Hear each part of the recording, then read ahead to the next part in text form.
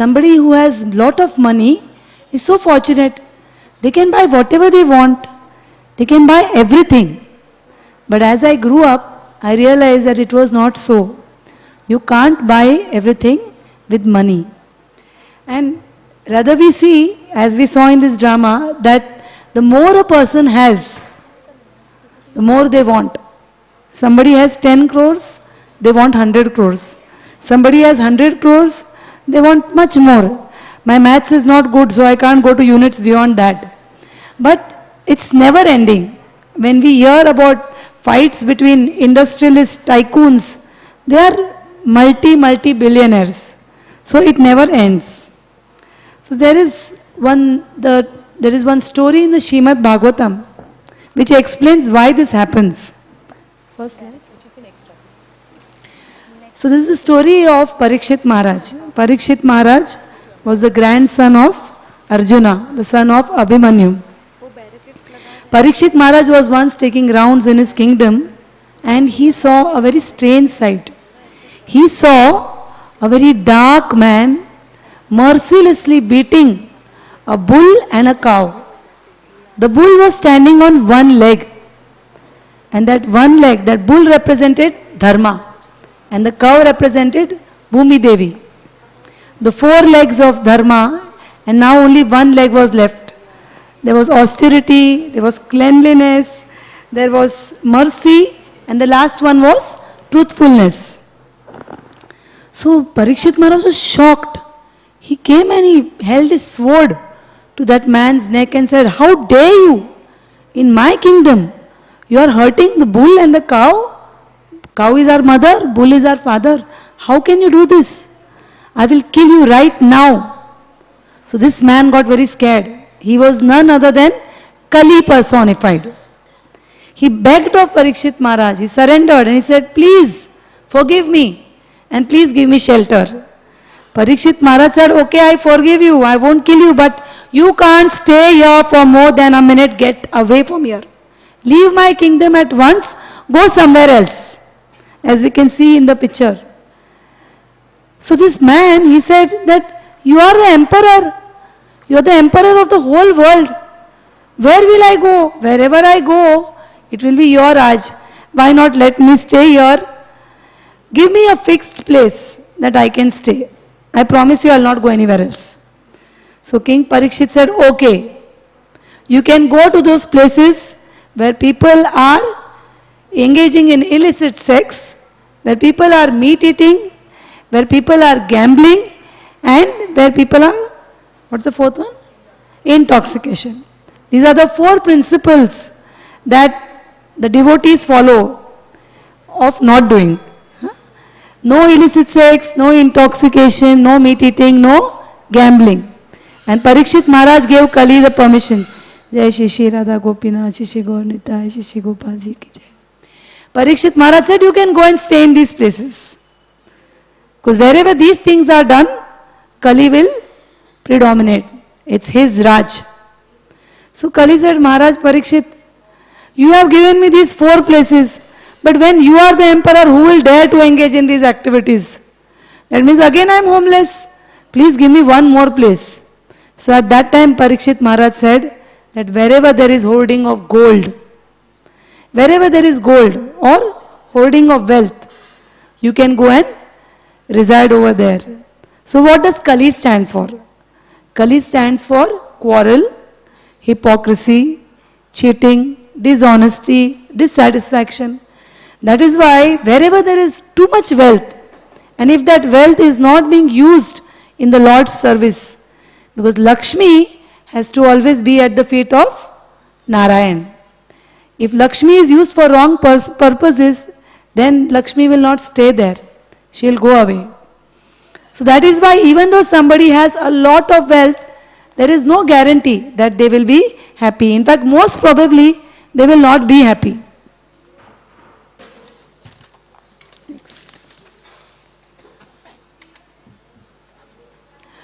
This is a very beautiful saying. In fact, there is a verse in the Srimad Bhagavatam which describes this, that contentment is real wealth and luxury is artificial poverty. There is one verse in the Srimad Bhagavatam which says that one who has good qualities. Next. Lord Krishna says to Uddhava that, my dear Uddhava, my dear friend, one who is enriched with good qualities, he is really wealthy. And one who is dissatisfied, one who is not content or one who is greedy for more, he is poor. Because how much ever he gets, it will not be enough. So what is real wealth? Real wealth is when we have a good character, when we have good values. Because then whatever we have, we will use prudently, we will use wisely, and it will be enough for us. Next. This is very familiar. Wanting, wanting, woot. There are so many ads. A mother is wiping her son's hair and he's so restless that he pushes everything aside and he jumps to see the video that he wants to see. Somebody else is doing something else. What does this slide signify? That don't worry, whatever you want, one click and you get it. Everything is so easily available. Everything is so cheaply available. Whatever you want, you can get. Online shopping, online movies, whatever you want. And we think that when we get these things, we will be happy. But sorry, my friends, at the end of it, we will still be wanting, wanting. It never ends because it is like a fire. What is a fire? We put ghee in the fire. And what happens when we put ghee in the fire? The fire burns more. And then you put more. And then again it burns. And you put more. There is no end to it. So the advertisement industry is designed this way. There are top psychologists working so that by their advertisement, by their propaganda, they create unlimited desires. Things which you never used in your life. Now you will think that if I use this, I will become happy. It may be an advertisement for such a ridiculous thing as a razor, but you will find a very beautiful woman standing. That means if the man uses this razor, all beautiful women will follow him. What nonsense. But it's true. It happens. But what happens is that you buy that razor and you are still not happy. You get that dream house and you are still not happy. You get a car and you are not happy. And you wonder what's happening. There is a story in the Srimad Bhagavatam about Vaman Dev and Bali Maharaj. Bali Maharaj was the king of the three worlds. He defeated the demigods and he conquered all the three worlds. So the demigods approached Lord Vishnu and said, please help us. So Lord Vishnu took the form of Vaman Dev, a dwarf, and he came to the palace of Bali Maharaj. Bali Maharaj respected him, honored him, and asked him that, what can I do for you, O dear Brahmana? Because in those days, even demons respected Brahmanas. So he said, what do you want? What can I do for you? So Vaman Dev said, O king, just give me 3 steps of land. So Bali Maharaj said, you are a small boy, you are not intelligent enough to know what you need and what you should ask for. 3 steps of land, do you know who I am? I am the king of the 3 worlds. You could have asked for one entire planetary system. And what are you asking for? 3 steps of land? So at that time, Vaman Dev tells him a very, very beautiful thing. He says, my dear Lord, if one is not happy with what they have at this moment, they will never be satisfied. If I am not satisfied with these 3 pieces of land, then I will not be happy even if I get the 3 worlds. It was indirectly a message to Bali Maharaj. He had already one system, planetary system that he was ruling. But yet he fought with the demigods to get more. So it is a symbol that one who has a lot will want more. There is no end to it. There is no end to desires.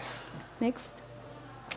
That is why our scriptures tell us that actually one who has the power or control to limit his desires or limit their desires, they are actually powerful and they are called Goswamis or they are called Swamis and they are happy because they have learned something that we will see in the next slide. They have learned that the happiness comes from within. Happiness and satisfaction comes from within, not from outside. No external things can make us happy. In fact, the Bhagavad Gita and all our scriptures, they mention this, that happiness comes from within. The Bhagavad Gita actually stresses more on the process than on the result. When Lord Krishna, he tells Arjuna that karmanye vadikaraste ma phaleshu kadachana. Do your duty, O Arjuna. Don't worry about the result.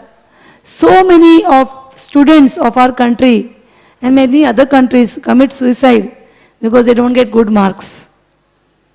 Because they think that the result is everything. But actually, if we have worked hard, if we have put our best into it, that is our success.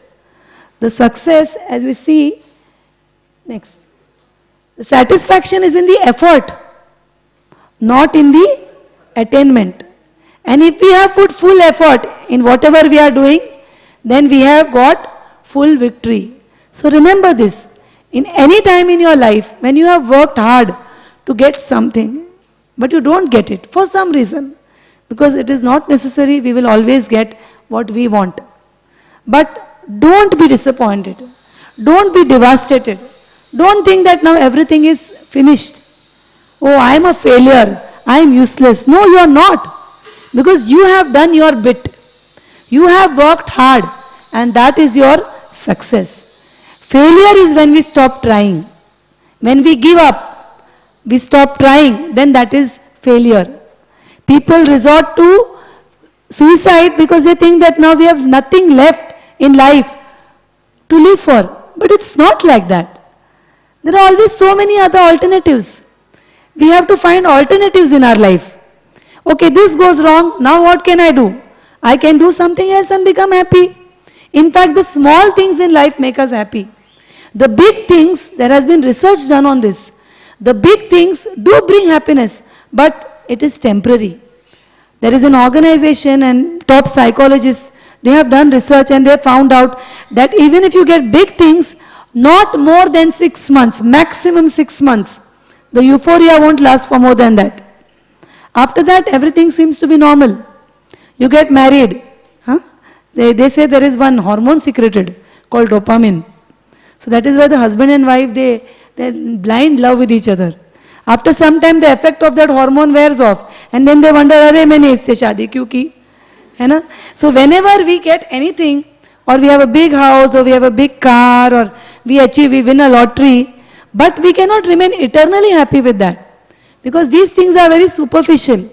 These things are very, very external. As we saw in the earlier slide, that satisfaction and happiness only comes from within.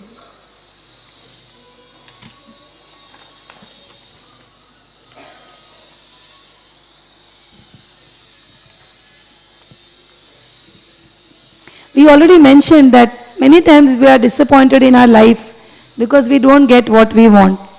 Generally, what are the things that you want as students or young girls? What are the things that you would want? You can answer. If I ask you right now, what is in your mind, that what do you think will make you happy? Tell me, it's already late. Fast, quick. Few hands.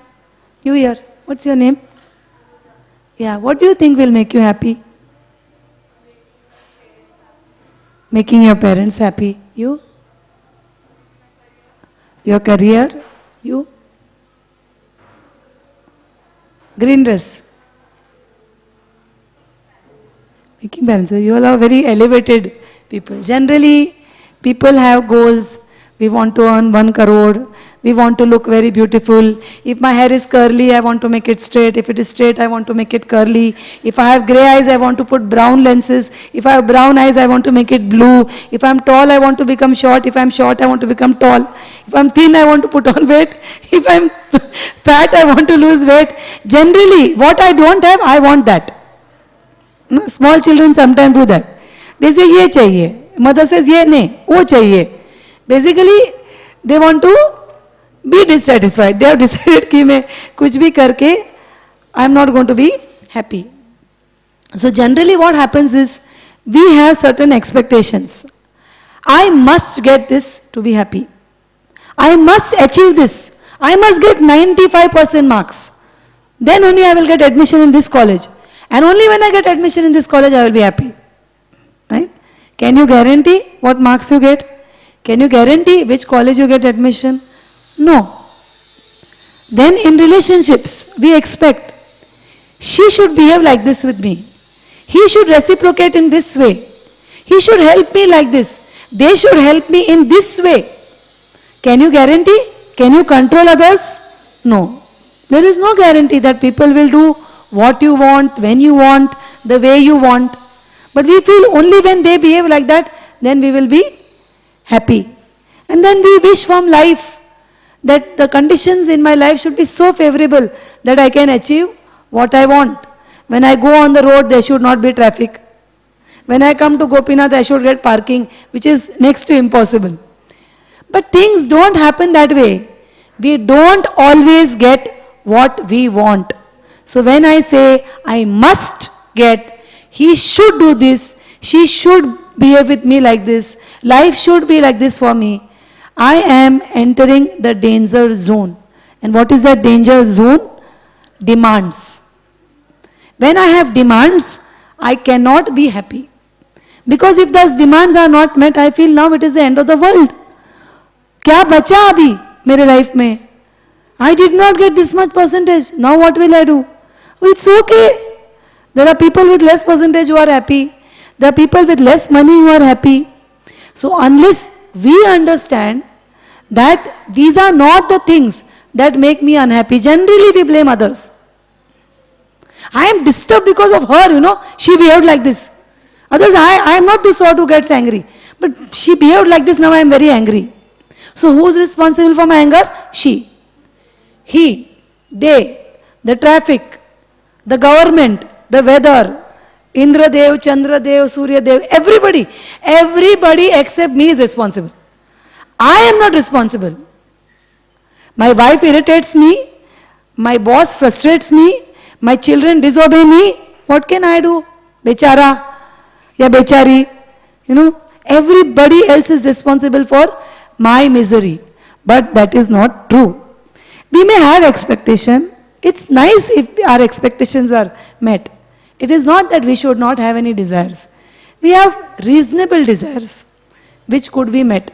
But supposing they are not met, it's not the end of the world. And if we demand, then we will get frustrated. How many of us can honestly say that we have always got what we desired?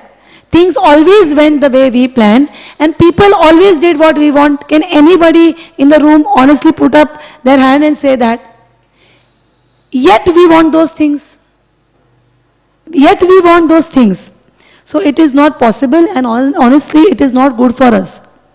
Actually, one of the things of parenting, one of the rules of parenting is that we should not always give children, when they ask for something, we should not give them immediately. Because then later on in life, when they don't get what they want, they become very disturbed. Our Indian kids are very strong. They are used to. You wait, trains are late, buses not working. You are expecting 90, you get 40. You want 100 in maths and you have not studied science, you get 148 in science and in maths you get 100 out of 150. Means things don't happen the way you want. So one German person came to India and then he saw how everything was functioning. He said, now I have faith that God exists. If this country can run. So our kids are actually strong, our youth are strong. Because we accept actually that even if things don't go the way we want, we can still be happy. Because there are so many other things in life. We think, nowadays by seeing movies, actually, we think that when we get good food, we get good clothes, we get a beautiful girlfriend or a handsome boyfriend, we can be happy. Please go out and do a market survey and find out. Somebody has a handsome husband, somebody has a beautiful wife, or they have good clothes to wear. Ask them, are they happy? No. Nobody is happy. Unless they have understood what are the principles of happiness, they cannot be happy. Next. So everyone wants happiness. No one wants pain. But you can't have a rainbow without a little rain. So if we say, I want only happiness, I don't want any disturbance, there should not be any distress in my life, that is just not possible. There are going to be problems, but we have a choice. And what is the choice? When the problem comes in our life, whether to get disturbed or whether to get devastated, that is our choice. When there is some problem, we may get disturbed. That's okay. But devastated, that means totally broken, that is our choice. And we have to make the right choice. If you see people who are really happy, you will find, next. Sorry, I missed one. Yeah. That the happiest people, they may not have the best of everything, but they make the best of everything. That when something goes wrong in our life, instead of crying over spilt milk, ऐसा कैसा हो गया, क्यों हो गया, किसकी गलती थी, instead of trying to make a analysis and surgery, try to figure out, okay, now this happened. Now this avenue that I was considering is closed. I was going to do this, now this has happened, I can't do it. Now what? How to make the best of a bad bargain? What is the next best thing that I can do? If not this, then this. Okay, not this, then this. If you want to go to the temple room and that door is open, and when you walk till there the door closes, will you sit and cry, or will you go and try to see whether any other doors are open? You can open other doors and go out, right? So we have to find other doors to happiness. We have to find other ways to achieve what we want, and then we can truly be happy. There is a story of the donkey. There was once a donkey and he fell into a dry well. And his master was trying to remove him, but he couldn't take him out. Then the neighbors came and they said, अरे इस गधे को क्यों निकाल रहे हो? ये कुछ काम का भी नहीं, इसको दफना दो. Bury him. Put sand over him and bury him. So the farmer said, okay. He was quite attached to a donkey, but he said, I can't remove him, so might as well do it. So he started putting in mud. Everyone started putting in mud. So you know what the donkey did? Every time mud would fall on him, वैसे झटकता था. The mud would fall down, he would climb on the mud. Again mud would come, again he would do the same thing, climb on the mud. And by doing this, what happened? Gradually the level of mud increased. The donkey started coming up and he could come out of the well. So it is our choice. When somebody is throwing mud on us, or when things are not going our way, we want to get buried, go into depression, go into anxiety, blame people, get upset, cry, whine, stay in solitude, or climb on those problems and come out. Figure out something and to be happy. Actually, to be happy, we need very small things, as we will discuss later on. Go for a walk, observe the beauty of nature. Just being close to nature will make you happy. Mind becomes very peaceful when you see water bodies. Go and sit near the ocean. Go and sit near a lake. Don't jump in. So if you are going when you are disturbed, take someone with you. And when I said jump, I remembered I read a quote that if you have a very big house, but if you are not happy, you have a very opulent house, the only thing you will be looking for in that house will be a window to jump out of. So the house doesn't make you happy. It is the inner satisfaction which makes you happy. Small things can make us happy. It is said, many times something goes wrong in our life and we wonder. We have heard about the laws of karma. Why do bad things happen to good people? We plan something, it doesn't go our way and we sit like this. I am good, I have never harmed anybody. I am a very pious person. Then why did this happen with me only? मेरे साथ ही ऐसा होता है. मेरा नसीब खराब है. Why do bad things happen to me? But there is a very beautiful quote which says, next. Ask not why bad things happen to good people. Rather, ask what do good people do when bad things happen to them. What is the answer? Say, They become better, not bitter. Because people who are evolved, people who are wise, they know that failure is a stepping stone to success. Or difficulties can make us stronger. We can choose, we can learn our lessons from our difficulties and go ahead rather than whining, cribbing and complaining. So why is it that some people can do this and others can't? Why some people can implement these things of becoming better and not bitter, of learning lessons and going ahead, and why some can't? What are the things that they do? There is a simple principle. Those who are happy and successful are those who gracefully accept things that are beyond their control. They accept things that they cannot change gracefully. And they work hard. They focus on things which they can do. Most of the time, we waste so much time lamenting about things which we can't do that we even lose out on what we can do. Right? So this is a very beautiful prayer. Next. Which is sung in the Alcoholics Anonymous.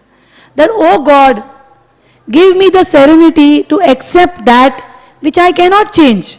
That is, things which are beyond my control. Give me the strength to do those things which I can do. And give me the wisdom to know the difference. How do we get that wisdom? That we will discuss later. To know, okay, this is something that I can change. So I do it. This is something that is beyond me. So I leave it. Let go. I was reading one quote in which the professor, he holds one glass like this.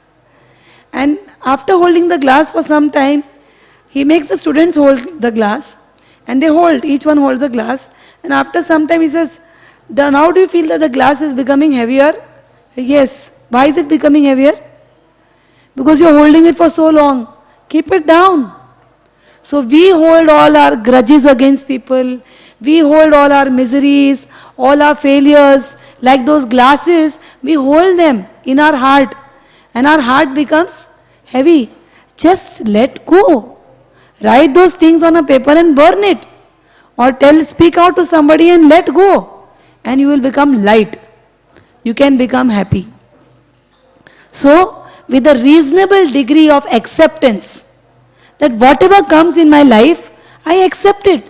Whatever I have, I make the best of it. And I go ahead. When we think like this, then we can be happy. Video. There's a beautiful video.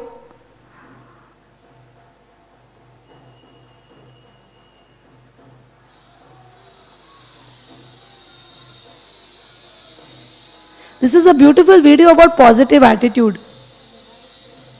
Okay. It's okay, you don't need the volume. Let them see it.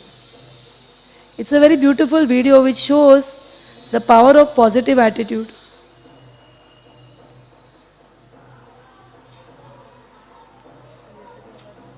Can keep the mic.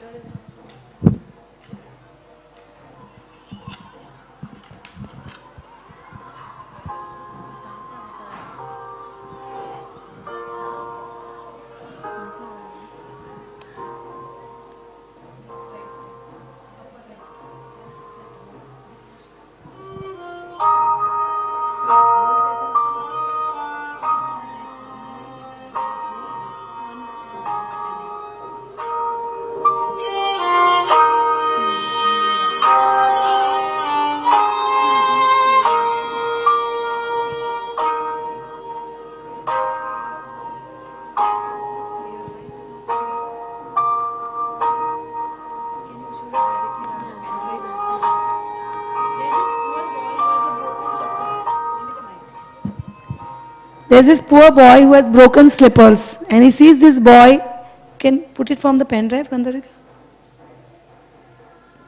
He sees this boy who has very fancy shoes and he's eyeing those shoes.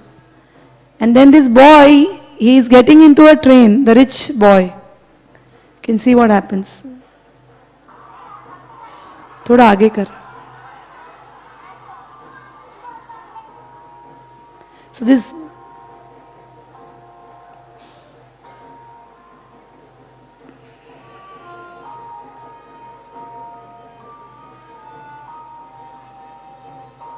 Put it ahead. Train में जा रहा है वो डाल. थोड़ा आगे कर.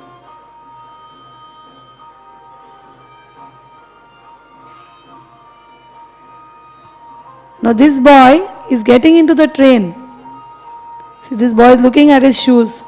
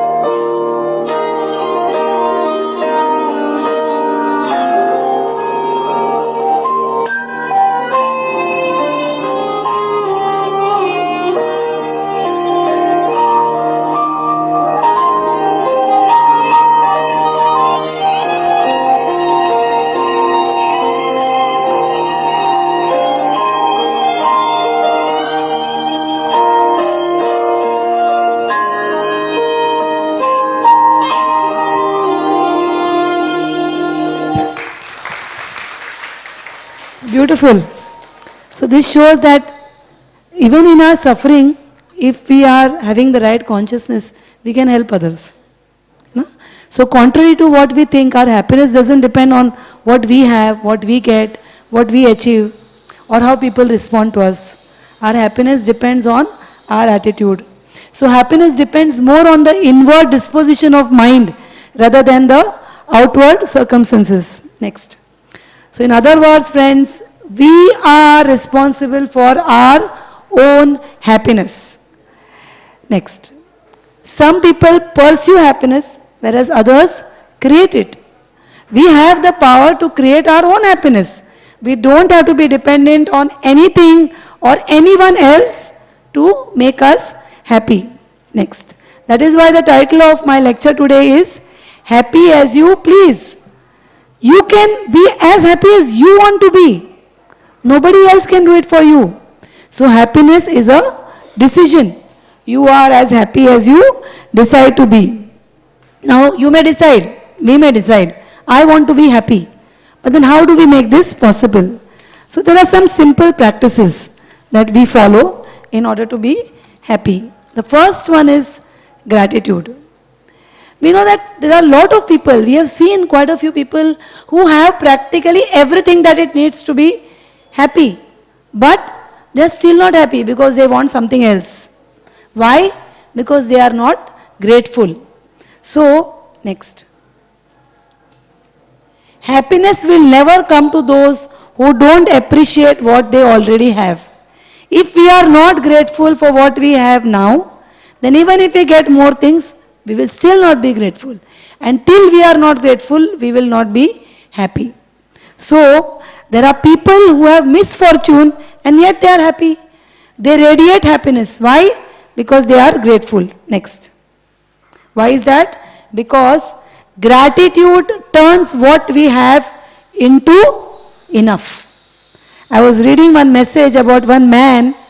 He was traveling in a train, some place where there's dire poverty, and he had a sandwich which he was eating, and he saw a very poor man in front of him. So he offered that half-eaten sandwich to him. Said, take it. So that man said, no, we can share it. Means he was getting that half sandwich, but even in that, he thought of sharing it with that person who was giving it to him. Why? Because when that person offered to help him, that he was overwhelmed with gratitude. वो gratitude से ही उसका पेट भर गया. He didn't even need to eat that sandwich. So gratitude actually turns what we have into enough. Next. It is not the happiness that makes us grateful. You cannot say, how can I be grateful? I don't have anything to be happy about. I don't have good looks, I am not very intelligent, I don't have a lot of money, I am not famous, I don't have power. What do I have to be grateful about? But it's not that way. When we are grateful, then we become happy. It's not that when we are happy, we become grateful. Gratitude makes us happy. Next. So happiness comes when we stop complaining about the troubles we have and say thanks to God for the troubles we don't have. There is one Christian quote that I complained that I had no shoes till I saw a boy who had no legs. There is one song which I had heard when I was a young girl.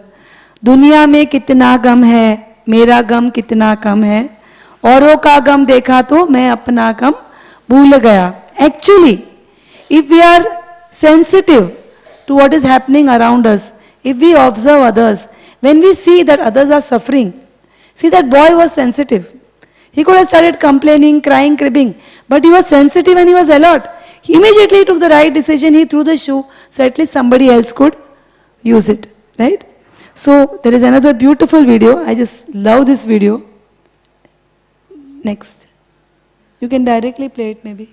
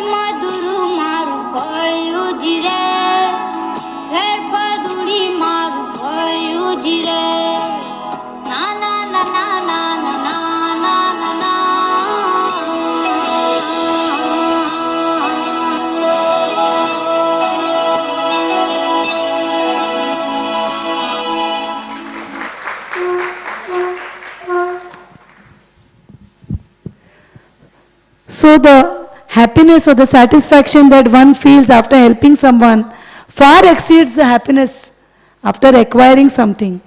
Next slide. So remember that the happiest people are not those who are getting more, but those who are giving more. This is the secret to happiness. We don't have to have a lot in order to help others. Next. We can just share what we have. Offering others, Jai Shri Shri Radha Gopinath, Shri Shri Gaur Nitai, Shri Shri Gopal Ji ki Jai, Srila Prabhupada ki Jai. We have to just share what we have with others, or we can just give ourselves to others. We can help people directly. So Indian culture is all about helping others. Indian culture was always about giving. Atithi Deva Bhava. Somebody comes, we give whatever we have to them and we can remain hungry. Helping others, giving in charity. So our culture is about giving others. Next video.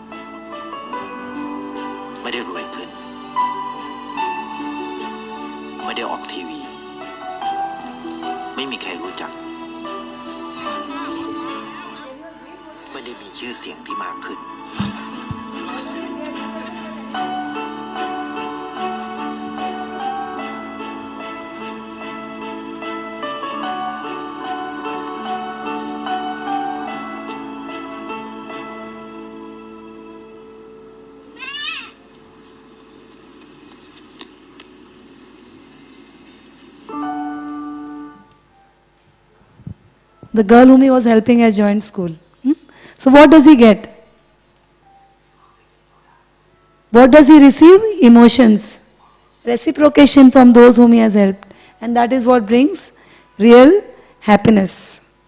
So there are so many people like this. We hear so many inspiring stories who are helping others. They have problems sometimes themselves. But instead of complaining about their problems, they seek solutions not only for their problems, but for others and for the community as large. There is a very outstanding personality called Sindhutai Sapkal. Many of you may have heard, you can go on the net and read about her, we don't have time. But amazing personality. She went through so many troubles, but she did not give up. She did not commit suicide. Rather, she is a source of strength and shelter for thousands of destitute children today. So evolved souls, those who are really evolved, they transcend their problems and they help others. And that gives them a different level of happiness. Next. The love of a family. What can give more happiness than the family? It has been researched that anybody, whatever they may have, but if they don't have good, meaningful relationships, they cannot be happy. Friends, friendship, relationship. When you are drowning in an ocean of sorrow, these two ships can carry you to the shore. Relationships with family, with friends, and with whoever. So when we are down, who helps us? Our family. Right? There's so much research done on this. Go next. Our parents. Parents were the only ones who were obligated to love you. From the rest of the world, you have to earn it. Right? Outside to earn that love, respect, you have to work hard. But our family gives that love freely. So that is what brings happiness. The love of a life is life's greatest blessing. Next. What is it that relationships do for us? One of the best feelings in the world is knowing that your presence and your absence both mean something to someone. That you mean something to someone. That is what makes you happy. Otherwise, there are people who have so much money, but they are suspicious. They don't allow people to come close to them. They feel, अरे ये मेरा पैसा हड़पने आया है. And then they are lonely. And they cannot be happy. Now what has happened is, in the age of technology and gadgets, many a times these relationships are neglected. I was hearing a talk, very beautiful talk, in which the lady talks and tells how we are connected but we are alone. You put 5 teenagers in a room, they are together alone. Why? They are together but they are all sitting with their mobile phones. They can talk to each other but they'll WhatsApp, even though they are in the same room. Why? We want connection, not conversation. Because conversation को हम रोक नहीं सकते हैं. Connection को हम जब चाहिए तोड़ सकते हैं. We can delete, we can add, we can cut, we can connect. So whereas on relationships, we are not in control. So now gadgets are taking over relationships. And if we do that, we will miss out on something very, very valuable in our life. So we have to make sure that we don't neglect the most important thing in our life. Those are relationships. It is said that in earlier days, people loved people and used things. But unfortunately, now people love things and use people. You are sitting in front of a TV and a guest comes, a relative comes. What a look that person will get. You know? Unwanted person. So it's become like that. It's sad, but it's become like that. That's it could be one of the main reasons why people are unhappy. There's a very beautiful quote by Helen Keller, where she says that walking with a friend in the dark is better than walking alone in the light. Friends are very, very valuable. Our Guru Maharaj, he makes a very, very, very important, he has a very nice realization. He says that you can know how wealthy a person is by counting how many things that person has that money cannot buy. You cannot find out how wealthy a person is by counting his assets. How many things does he have that money cannot buy? And what are those? Relationships, love, blessings which you get when you serve others, and so on. Next. So when we have relationships, we have love. When we have a service attitude, we get blessings and satisfaction. When we have good habits, I could not discuss in detail, we don't have so much time. But when we have good habits, like doing exercise, doing pranayam, so on and so forth, then we will have good health. And when we have a positive attitude, we will have good mental health. Today, mental disease is more prevalent than even physical disease. And when we have all these things, then the sum total of all this is happiness. So we have to have happy habits so that we can be happy. Next. We value relationships and friends. We be grateful and appreciate what we have. We show a positive attitude. We practice forgiveness. We engage in meaningful activities. And to do this, as I mentioned earlier, to be wise, to know the difference between what we can change and what we can't. What do we need to do? This is what we need to do. Reading good books, hearing inspiring talks, meeting good people, and practicing simple acts of giving. Each point by itself is a lecture. Obviously, we don't have time to elaborate each one. But just think that all these things, if we do, we can be happy. And we have a person who had so much foresight, and that is Srila Prabhupada. This is the 50th year of Srila Prabhupada, our Param Guru, going to America and starting preaching in the West. Because he had so much compassion. He was given an order by his Guru that go to the West and preach in the English language. He went at the age of 70. He had only 40 rupees in his pocket and he didn't know where he is going to go, where he is going to stay, what he is going to eat, nothing. Just faith and compassion took him to the US. Prabhupada went to the US. Next video.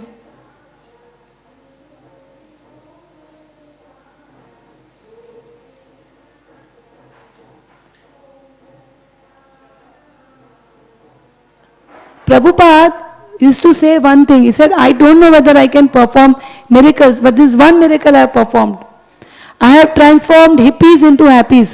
Who are the hippies? They were rich American kids who had everything and yet they were not happy. So they were turning to drugs, they were turning to illicit sex to become happy, but still they were not happy. Prabhupada came, gave them Krishna consciousness and made them happy. We can see. So much so that they considered the Hare Krishna to be the hippie religion at this point in 1967 in San Francisco. So many hippies were in love with Prabhupada and in love with the devotees and considered themselves very much a part of Hare Krishna. I did a lot of singing in the park, and so I used to come down, help out, and sing along too. I had been singing Hare Krishna since '63, and it seemed to me that almost as if reinforcements had arrived. So when Prabhupada went to the West, he didn't have any followers there, but he had so much faith. And he had gone there to give them what they did not have. The secret to real happiness. Because all the things that we get outside, food, clothes, money, they are superficial. How do we get happiness from within? That is what Prabhupada went to give them. And Prabhupada gave all of us this, the secret. He gave us a package deal. Earlier page. He gave us a package deal in which we get all the things that we discussed earlier. He gave us such a wonderful association of devotees so that we can build nice relationships.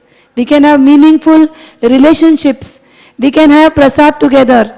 We can confide in each other, reveal our hearts to each other. We can exchange gifts with each other and increase our love for each other. He gave us prasad. For health, he gave us prasad. He gave us dancing kirtan so that we can remain healthy. For our mental health, he gave us chanting of the holy name because mantra helps us to control the mind. He wrote so many books. At that age, he would remain awake at night and translate the books into English so that the common man can read them. At night, he would remain awake. He stayed awake for us.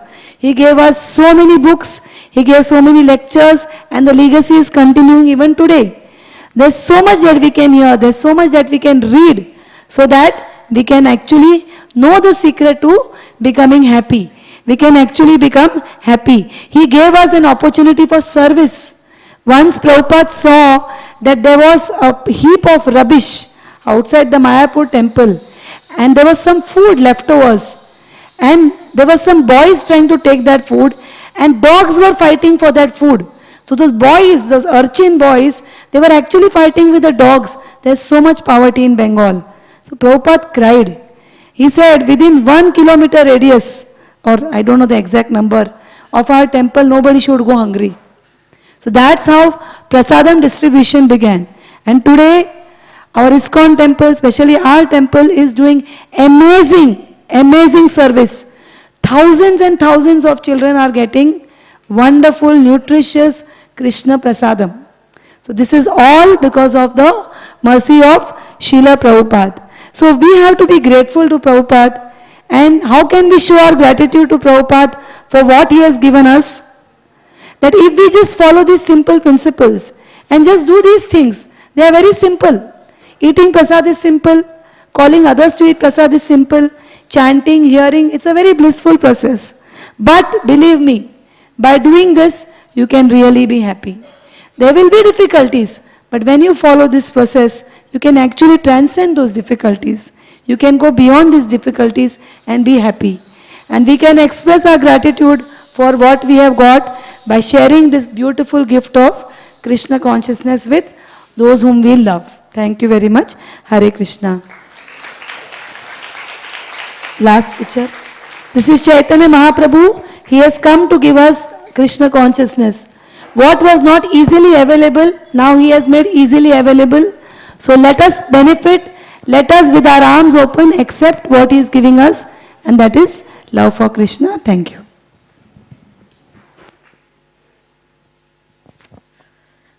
Thank you very much, Mataji. It was really super presentation, isn't it?